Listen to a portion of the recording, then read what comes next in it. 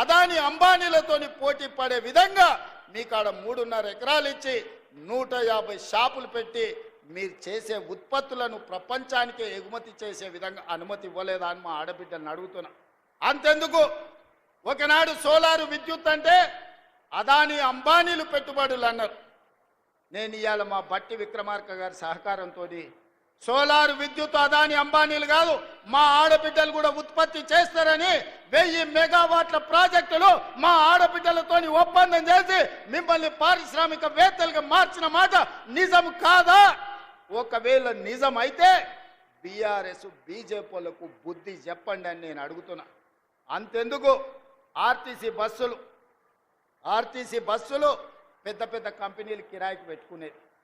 కానీ ఇవాళ ఈ ఆర్టీసీ బస్సులు 1000 బస్సులు మా ఆడబిడ్డలు కొని ఆర్టీసీకి కిరాయికి పెట్టి 1000 బస్సుల యజమానులను మా ఆడబిడ్డల్ని చేసిన మాట నిజం కాదా? ఇవాళ 1000 బస్సుల యజమానులుగా మారిన మీరు పెట్టిన బస్సుల్లో, మీరు కొన్న బస్సుల్లో మీ ఆడబిడ్డలు, మీ పిల్లలు చదువుకోవడానికి ఉచితంగా వెళ్తుంటే ఇవాళ మీకు గౌరవం పెరిగిందా తగ్గిందా?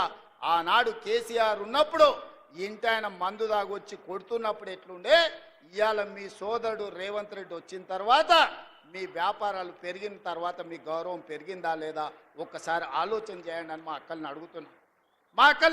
ఇవాళ నేను ఒకనాడు పాఠశాలల్లో బట్టలు కుట్టాలంటే చంద్రశేఖరరావు పెద్ద పెద్ద కంపెనీలకు ఇచ్చి కమిషన్లు మెక్కిండు.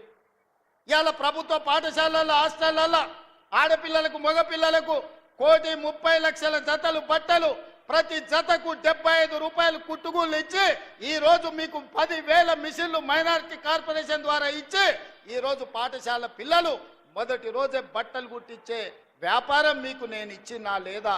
ఇవాళ మా అక్కల్ని ఆలోచన చేయమని నేను అడుగుతున్నా. ఇవాళ పాఠశాలల నిర్వహణ, అమ్మ ఆదర్శ పాఠశాల పేరు మీద పాఠశాలలు మీ పేదోళ్ళ పిల్లలు, మీ పిల్లలు ఏ పాఠశాలలు అయితే చదువుతున్నారో ఆ పాఠశాలలు నిర్వహించే బాధ్యత మా ఆడబిడ్డలకు అమ్మ ఆదర్శ పాఠశాల ఇచ్చింది నిజం కాదా అని మా ఆడబిడ్డలు నేను అడుగుతున్నా. ఈరోజు మా ఆడబిడ్డల్ని శక్తివంతులు చేసి మా ఆడబిడ్డల చేతుల్లో నగదు ఉంటే, గలగలలాడుతుంటే కుటుంబం బాగుపడుతుంది, పిల్లలు చదువుకుంటారు, ఇంటి గౌరవం పెరుగుద్దని ఇవాళ నిర్ణయం తీసుకున్న మాట నిజం కాదా? ఇవాళ 4,50,000 ఇందిరమ్మ ఇండ్లు ప్రతి ఇంటికి 5 లక్షల రూపాయలు ఉచితంగా ఇచ్చి 4,50,000 ఇండ్లు ఆడబిడ్డల పేరు మీదనే మంజూరు చేసి ఇంటి యజమానులుగా మిమ్మల్ని చేస్తున్న మాట నిజం కాదా? పనులను మన నారాయణపేటలో మనం ప్రారంభించుకోలేదా? ఒక్క సంవత్సరం తిరిగే లోపల ఒక్క ఆడబిడ్డల కోసమే ఇన్ని చేస్తే విద్యార్థులకు, నిరుద్యోగ యువకులు మీరు గుండె మీద చేయి పెట్టుకొని ఆలోచన చేయండి.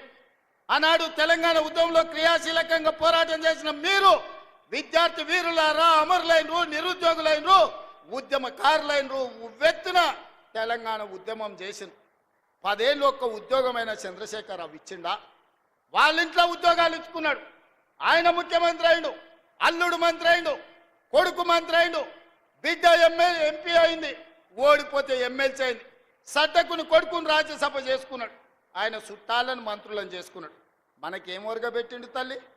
కానీ అదే ఇందిరమ్మ రాజ్యం వచ్చిన తర్వాత ప్రజాపాలనలో మొదటి సంవత్సరం నిరుద్యోగ యువకులకు ప్రభుత్వ ఉద్యోగాలు 55,163 ఉద్యోగాలు భారతదేశంలోనే స్వతంత్రం వచ్చినప్పటి నుంచి ఈనాటి వరకు ఒక్క సంవత్సరంలో 55,000 ఉద్యోగాలు ఇచ్చిన ప్రభుత్వం ఏదైనా ఉందంటే మీ తమ్ముడి ప్రభుత్వం, మీ అమ్మ ఇందిరమ్మ ప్రభుత్వం తప్ప గత పాలకులు చేసింది కాదు. ఇది నిజం కాదా?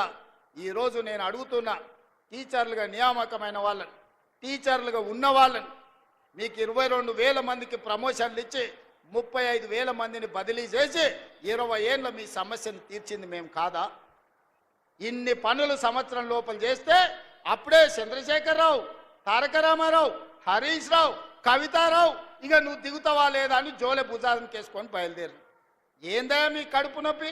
10 ఏళ్ళు మీరే ఏలిండ్రు కదా, 10 ఏళ్ళు మీరే పచ్చగున్నారు, పండిందంతా మీరే మేసిండ్రు, పచ్చగున్న కాడ మేసిండ్రు, వెచ్చగున్న కాడ వండుకురు ఫామ్ హౌస్.